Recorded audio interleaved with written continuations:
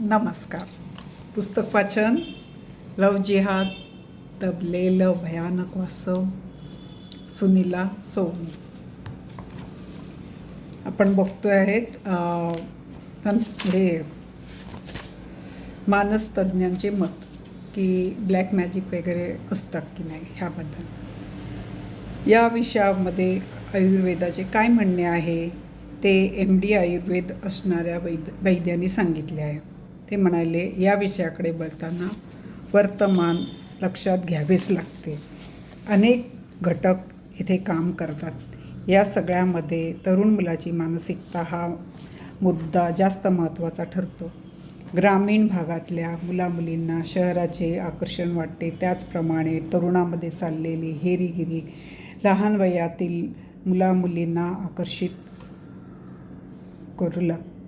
आकर्षित करत असते. यातली दुसरी गोष्ट म्हणजे त्याचवेळी मुलांना शिक्षणासाठी अन्य काही कारणासाठी पालकांपासून दूर ठेवली जाते आणि त्यावेळी त्यांच्यावर अनेक बंधने घातली जातात. काटकसरीने जगावं हे सांगितले जाते. घरात राहणाऱ्यांच्या बाबतीतही अनेकदा नकार ऐकवला जातो. या सगळ्यामुळे युवकांचे स्वभाव बंडखोर होतात. घरातल्यांचे सांगणे या बंडखोरांना चुकीचेच वाटायला लागते. तिसरे कारण म्हणजे असे की काही जणांची मूळ प्रवृत्ती सहजगत्या पटवता येतील अशा प्रकारची असते. दुसऱ्यांच्या जाळ्यात सहज अडकवू शकतात. चौथे कारण की सर्वात जास्त महत्त्वाचे वाटते, आजकाल तरुण पिढीसमोर कोणतेच ध्येय नाही, निश्चित असे जीवनविषयक उद्दिष्ट नाही. यामुळे लहानपण संपून वयात येताना फक्त शरीर संबंध आणि तत्सम जगताविषयी मोह वाटायला लागतो. करिअरविषयीच्या भावना देखील सुस्पष्ट नसतात. बऱ्याच अंशाने एम्प्टी माइंड असल्याने सेक्सविषयक कल्पनांनी मानसिक स्थिती व्यापलेली असते. भान हरवण्या इतपत सेक्सचा प्रभाव वाढतो. दुसरं काहीच सुचत नाही. पाचवे कारण पित्त प्रकोपाचे आहे. आयुर्वेदानुसार माणसाची जडणघडण वात, पित्त, कफाने तयार होते. श्वास व आजार हे दोन्ही त्यांच्या समतोलावर अवलंबून राहतात. ज्यावेळी यातील समतोल बिघडतो त्यावेळेला विकृती निर्माण होते. पित्त बिघडल्याने जशा शारीरिक तक्रारी निर्माण होतात तसेच मानसिक संतुलन निर्माण होऊ शकते. त्याचाच एक भाग म्हणजे प्रेम आवेग तयार होतात. अशा आवेगावेळी पित्ताची विकृती निर्माण झालेली असते. कुणाला तरी भावनिकदृष्ट्या जवळ करावे असे वाटते. वास्तविक पाहता आपले शरीर स्वतःच ही विकृती कमी करण्यासाठी प्रयत्न करत असते. शुक्रधातू सौम्य गुणधर्माचा आहे. त्याचा प्रभाव वाढल्यावर पित्ताची तीक्ष्णता कमी होऊ शकते. सौम्यपणा मिळवण्यासाठी कुणाशी तरी जवळीक करण्याचे काम शरीर करायला लागते. माणसाचा तो स्वभावच बनतो. अर्थातच भिन्नलिंगी आकर्षण इथे प्रभावी ठरते. मुख्यतः शरीरात झालेल्या दोषामुळे मानसिक भावभावना उद्दीपित झालेल्या असतात. या भावनांचे प्रमाण जसे असेल तशा प्रतिक्रिया बदलतात. बऱ्याच जणांना केवळ दुसऱ्यांशी बोलण्यातून आधार मिळाला असे वाटते. काही माणसे लगटपणा करतात. या प्रकारच्या सौम्य प्रतिक्रियापासून शरीरातील बदलामुळे तीव्र प्रतिक्रिया उमटू शकतात. एखादा आजार झाला की तेव्हा लक्ष दिले गेले नाही, अंगात कडकी भरलेली असते. अशावेळी या गोष्टी जास्त प्रकर्षाने निर्माण होतात. शरीराचे आणि मनाचे पोषण नीट होत नाही तेव्हा भावनिक प्रतिक्रिया उसळी मारायला लागतात. रस, रक्त, मांस, मेद, अस्थी, मज्जा, शक्र हे सर्व जर निरोगी आणि संतुलित स्थितीत असतील तर त्या व्यक्तीची रोगप्रतिकारक शक्तीसुद्धा भक्कम असते. अशा व्यक्तीकडे मानसिक बळसुद्धा उत्कृष्ट दर्जाचे असते. परंतु अनेक युवक युवतींच्या बाबतीत धातुपुष्टी नीटपणाने होत नाही. त्यातून लैंगिक आकर्षण अनावर बनायला लागते. वक्वकलेपणा सर्व स्तरावर व्यक्त व्हायला लागतो. पुष्कळ केसेसमध्ये निरोगी शरीराच्या अभावाने मासिक पाळी संबंधीच्या विकृती तयार होतात. या मुली जास्त भावनिक पातळीवर जगतात. अस्वस्थता, अस्थिरता, अरडवेपणा सारखे उपचार घेण्याची प्रवृत्ती, नैराश्य अशा गोष्टी जास्तच आढळतात. अतृप्तता, सतत सोबत करायला लागते. या प्रकारच्या पातळीवर जेव्हा युवती असतात तेव्हा दुसऱ्या कोणाहीकडे त्या चटकन आकर्षित होतात. अनेकांच्या जीवनात स्थिरता स्थिरावतच नाही. त्यातले काही जण आशावादी विचारही करायला लागतात. परंतु हा आशावाद वास्तवाला धरून असतोच असे नाही.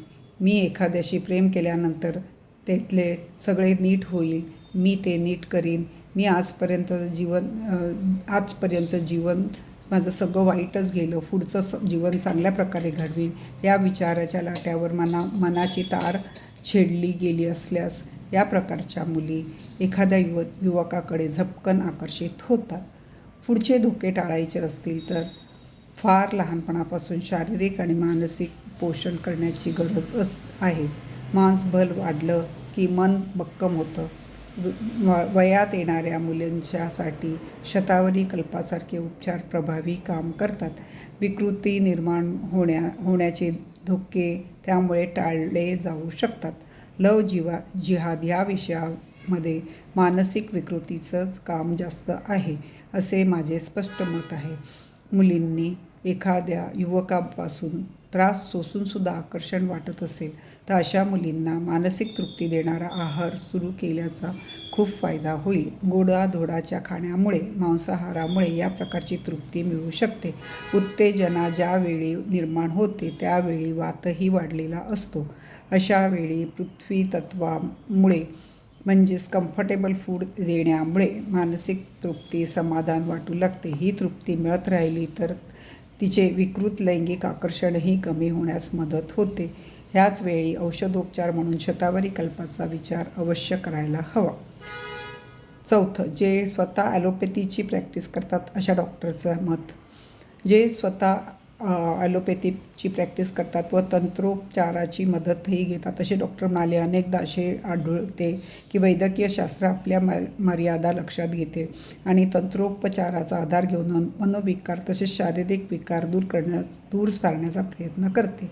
पुष्कळदा या सर्व विषयात भय ही गोष्ट बरेच काम करत असते. काट्याने काटा काढावा तसे भय नावाचा गंड काढण्यासाठी पूर्वीचे मांत्रिक भीती या मनाच्या शक्तीचा उपयोग करून घ्यावे लागते.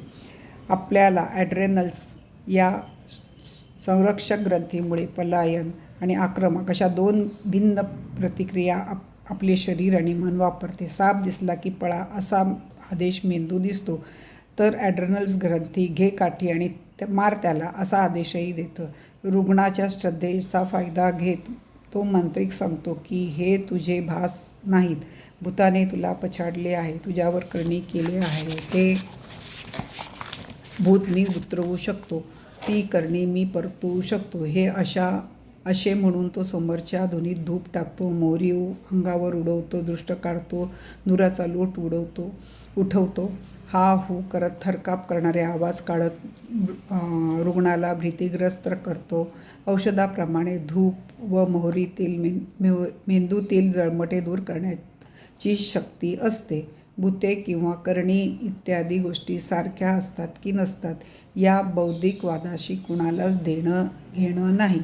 पण संबंधित व्यक्तीवर करणी झाली आहे अशी खात्री त्या रुग्णालाही असते आणि इतरांनाही असते. विशिष्ट उपचार केल्यानंतर करणीचा प्रभाव ओसरला आहे याची देखील खात्री वाटायला लागते. ही भावना खरी असते.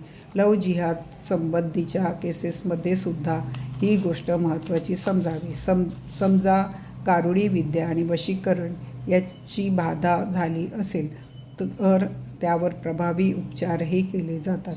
हे उपचार मुख्यतः मनातील भीती दूर करणारेच असतात.